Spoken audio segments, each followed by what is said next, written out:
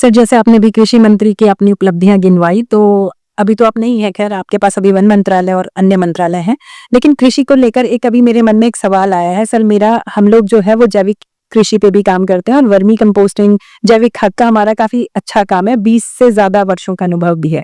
लेकिन सर, हम उत्तराखंड में देखते हैं, जब उत्तराखंड बना था तब बात आई थी कि हम इसको जैविक प्रदेश बनाएंगे और उसमें काफी सारे काम भी हुए हैं, हम भी देखते रहते हैं।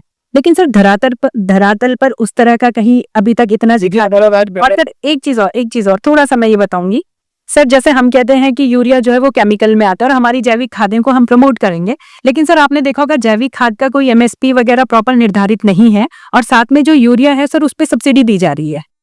तो ये आपको नहीं लगता सर कि बिल्कुल कॉन्ट्राडिक्टरी है ये चीजें? अगर आपका अब इस पे अगर इसकी सर्जरी करेंगे तो आपको कुछ दूसरा ही दिखाई देगा। अच्छा, देखिए, ये कृषि मंत्री में था तो हमने पूरे देश में सबसे ज्यादा क्लस्टर फैलाई थी, ऑलमोस्ट पूरे पर्वतीय जनपद। फिर उसके बाद में 6500 क्लस्टर और लाए। बिल्कुल 6500 क्लस्टर जब फिर हम लेके आए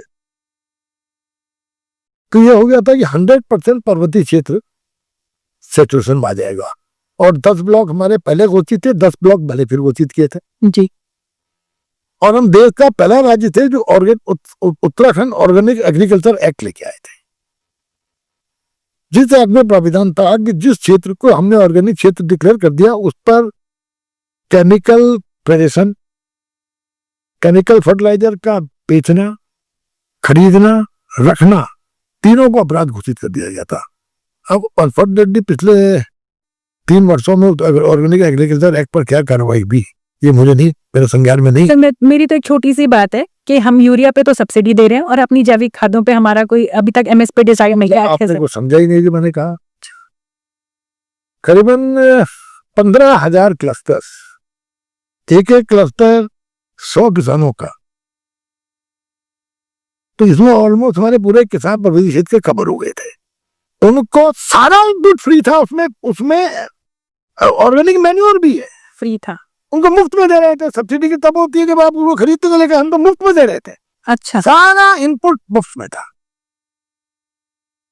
और वो इनपुट मुफ्त में देने के पीछे उद्देश्य यही था कि आदमी ऑर्गेनिक फार्मिंग से जुड़े, क्योंकि ऑर्गेनिक की तरफ एक कंसेप्ट है कि ऑर्गेनिक फार्मिंग में प्रोडक्टिविटी कम हो जाती है। और ये भी गलत स्टैब्लिश हुआ है, बिल्कुल वैसा नहीं है। लेकिन हमने लोगों का अगर कम भी होती है तो ऑर्गेनिक प्रोड्यूस जो है इसके दाम कई गुना ज्यादा है केमिकल प्रोड्यूस से। बिल्कुल है। और इसीलिए मैंने करवे प्रदेश के अंदर हमने 1300 आउटलेट बनाने का निर्णय लिया था ऑर्गेनिक के, और तकरीबन मैं समझता हूँ 300 आउटलेट्स का पैसा भी रिलीज हो गया था पेट्रोली को। अब उन पर क्या प्रगति है मेरे संज्ञान में नहीं है। मैंने मेरी कॉन्स्टिट्यूंसी में 12-15 बने हैं वो ऑर्गेनिक वो आउटलेट्स, ताकि मेरा ये था कि जो ऑर्गेनिक हमारे जो प्रोड्यूसर्स हैं, फार्मर्स, वो उन आउटलेट्स के माध्यम से इस राज्य की सड़क पर हमने सरकार ने बना के देने का निर्णय लिया था कि सरकार उन आउटलेट्स को बनाएगी और वो सारे फार्मर्स एक 10-10 क्लस्टर्स का एक हमने आइडेंटिफाई किया था इस आउटलेट से ये बेचेंगे, ताकि उनका सामान सड़क में आम यात्री जो इस राज्य में इतना करोड़ों यात्री आता है उनको ऑर्गेनिक आउटलेट मार्केट वही मिले, वही मार्केट मिल जाए और हमारे किसान बिचौलिया गायब हो जाए। सीधा का सीधा फायदा कंज्यूमर का भी हो और फायदा प्रोड्यूसर का भी हो। अब मैं नहीं समझता कि क्यों वो आगे नहीं बढ़ पाया। सर वापस आते हैं। आजकल सर आपको अभी संसदीय कार्य मंत्री का जो है वो अतिरिक्त प्रभार भी मिला है, साथ में अब देख रहे हैं हम लोग कि आप जो है वो प्रदेश का प्रतिनिधित्व करते हुए काफी राज्यों में नजर आ रहे हैं। अभी आप बनारस गए थे, उससे जो मंडपम है वहां पर आप स्वच्छ भारत जो ग्रामीण जो मिशन था उसका ही आप प्रतिनिधित्व कर रहे थे। चंडीगढ़ में गया था, अहमदाबाद में वेस्टर्न हेड बाउल में गया था। तो सर मेरा मैं क्वेश्चन पर मैं रूरल डेवलपमेंट में गया था।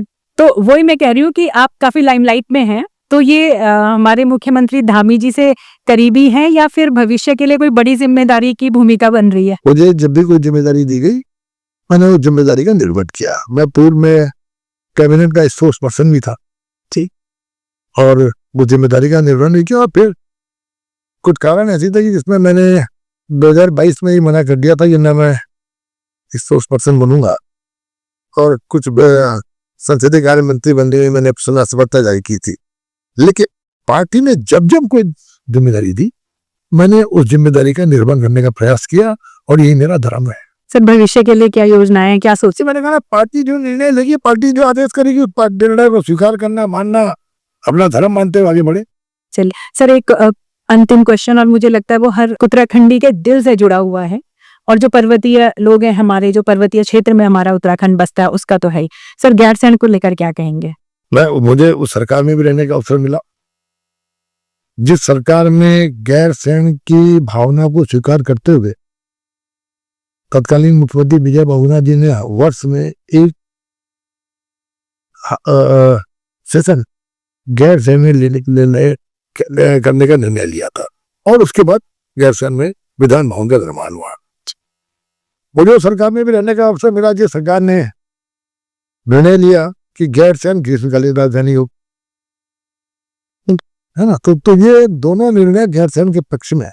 कहीं ना कहीं उस सरकार के निर्णयों में हम भी शामिल थे। बिल्कुल। तो गैरसैंण एक जनभावनाओं का प्रश्न है, और जनभावनाओं के हिसाब से गैरसैंण पे मैं समझता हूँ आगे बढ़ना चाहिए।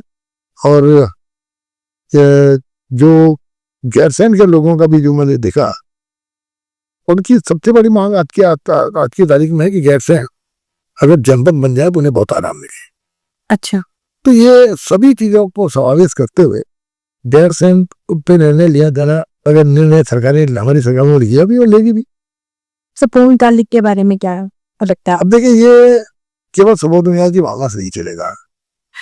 पर सर आप एक अच्छे पोजीशन पर हैं कि नहीं देखिए, मैंने आपसे कहा ना, मैं कुछ चीजें ऐसी हैं जिसके बारे में मैं समझता सामूहिक निर्णय लेने की आवश्यकता है। बिल्कुल सर, बहुत धन्यवाद। आप हमसे जुड़े और आपने इतने बेबाकी से हमारे सारे प्रश्नों का आपने उत्तर भी दिया, और काफी अच्छा डिस्कशन ये रहा। तो हमारे साथ जुड़ने के लिए आपका बहुत धन्यवाद। आप थे वन मंत्री सुबोध उनियाल जी, और आपने बहुत करीब से सुना भी और जाना भी होगा उनके विचारों को, उत्तराखंड को लेकर, यहाँ के विकास को लेकर, यहाँ के वनों को लेकर, वन अधिनियमों को लेकर। इन सारी चीजों के साथ आज हमारी बहुत विस्तार से चर्चा हुई है सर के साथ, और इस तरह की पर्सनैलिटीज आगे भी हमारे शो में जुड़ी रहेंगी। चैनल सब्सक्राइब ना किया हो तो आप तुरंत से चैनल सब्सक्राइब कर दीजिएगा, और अपना प्यार, स्नेह, आशीर्वाद हमें इसी तरह से देते रहिएगा। हमारे साथ जुड़ने का आप सभी का बहुत बहुत धन्यवाद।